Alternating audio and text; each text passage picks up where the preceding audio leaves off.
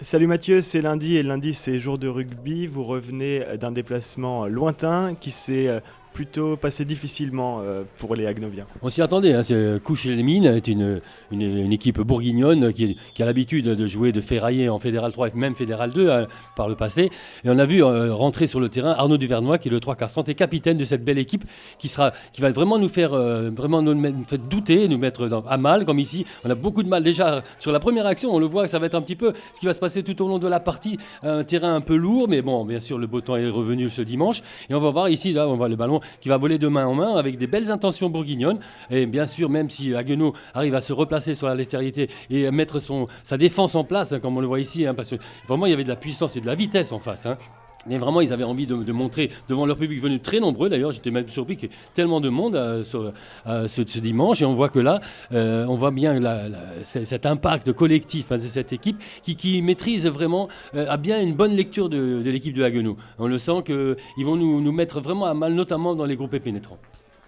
En termes de qualité, c'est peut-être une équipe assez similaire à la vôtre, mais ils ont trouvé vraiment techniquement comment vous contrer vos points forts. Ils avaient dans leur rang aussi des joueurs qui connaissent bien vos entraîneurs. Absolument, voilà, justement Arnaud Duvernois qui avait côtoyé Nicolas Tisanet, c'est très très bien comment gérer et comment organiser et comment est organisé le jeu de Haguenau. On était aussi un petit peu orphelin puisque Nicolas Tisanet lui-même n'était pas là, n'était pas présent comme d'autres joueurs blessés. On a quand même 11 absents au niveau des lignes arrière, donc il fallait composer. On a mis Valentin Chrétien à la mêlée avec, on va voir que Dario Fogagnoli va jouer en 10 qui d'habitude est un centre. Il va faire la part belle quand même de son équipe parce qu'ici on voit bien que là, avec comme dit, le jeu quand même relativement bien organisé, on le voit que le ballon va être éjecté. On a un petit peu de mal, on maîtrise un petit peu moins bien. Alors là, il y a une pression qui se met et là tranquillement, on va pratiquement tout seul. Hein, on va voir que malheureusement, voilà, on n'a pas pu aller à l'essai d'Hippolyte Breton a été rattrapé in extremis par le maillot. Donc on va y remettre, hein. On va mettre du cœur à l'ouvrage, on va voir qu'on on est bousculé,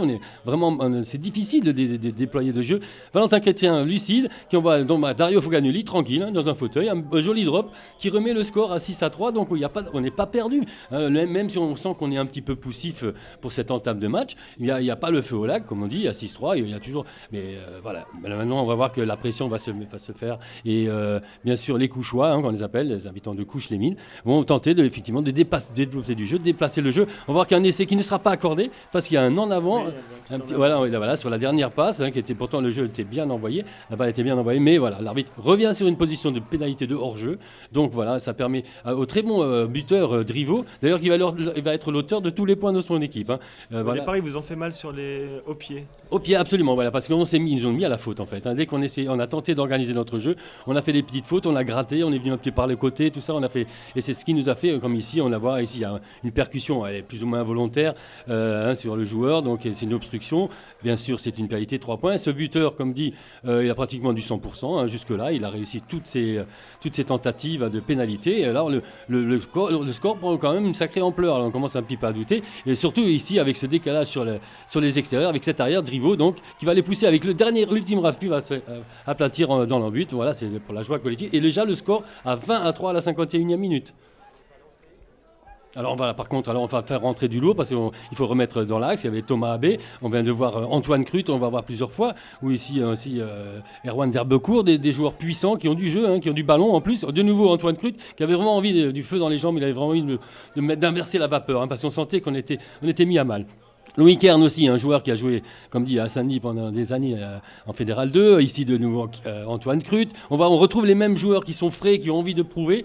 Et on va se rapprocher, comme Jérémy Allaire, qui était capitaine aujourd'hui, qui va tenter effectivement de revenir au score. Là, on voit vraiment que dans l'état d'esprit, les Agnoviens étaient présents, même s'ils n'ont pas trouvé les armes. Ils n'ont peut-être pas eu les armes, mais dans l'état d'esprit, on le voit sur cette phase de jeu. Voilà, absolument. Toujours là. Absolument, on a tenté quand même jusqu'à la fin. On a quand même de l'orgueil, hein, on a un savoir-faire, on sait jouer. Mais là, vraiment, ils nous ont mis à mal, ils ont fait complètement eux déjouer. Et pour leur grand bonheur, puisque le score n'aura, comme dit, plus bougé de 20-3, on restera comme ça. Personne n'aura de bonus, ni défensif ni offensif. C'est un match à l'extérieur, bon, on l'a pris comme il fallait le prendre, avec les défections qu'il y avait. Mais par contre, il va falloir se reconcentrer pour rencontrer Metz dimanche prochain. Merci Mathieu.